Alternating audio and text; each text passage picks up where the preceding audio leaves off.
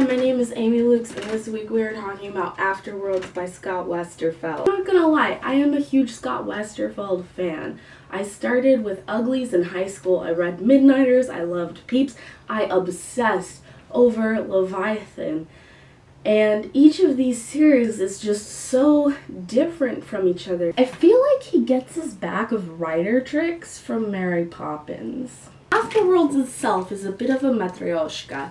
We have the story of Darcy Patel, who is struggling to edit her manuscript Afterworlds, and then we have the story of Lizzie Schofield, who is trying to deal with her new job of ushering the dead into the afterlife. Because Afterworlds is two stories in one, Westerfeld has had to double up on everything, but it can be hard to keep two stories straight in your head at the same time.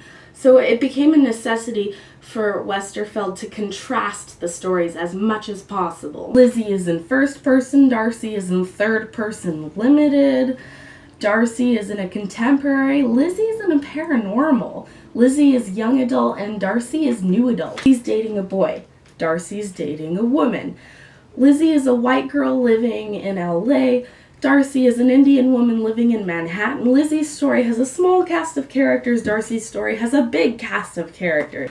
The damn thing is 600 pages, and it's the longest standalone young adult novel I've ever read. When you're writing two stories that run parallel to each other, you run into some problems, especially when they're so different, but as a reader, them being so different is what makes it easy to read. You don't forget whose chapter you're on, you don't forget who's struggling with what, and you don't mix up the love interest. If you're writing a story within a story, maybe this is the way to go.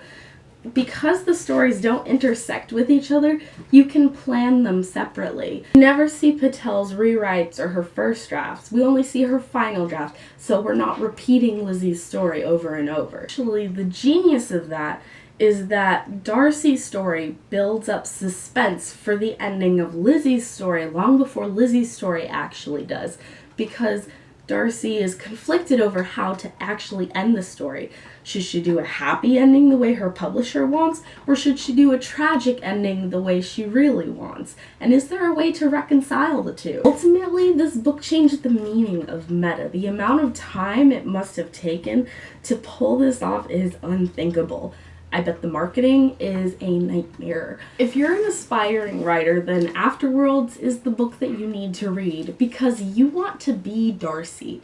Heck, her advance was amazing. And a tip of my hat to Scott Westerfeld for taking self-referential to a new level.